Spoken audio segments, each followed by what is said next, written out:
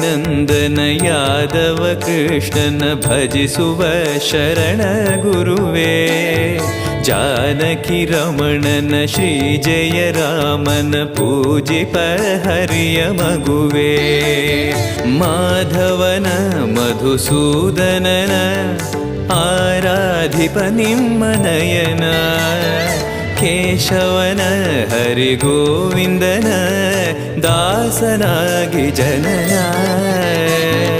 ಪೂಜ್ಯಾಯ ರಾಘವೇಂದ್ರಾಯ ಸತ್ಯಧರ್ಮರತಾಯ ಚ ಭಜತಾಂ ಕಲ್ಪವೃಕ್ಷಾಯ ನಮತಾಂ ಕಾಮಧೇನವೇ.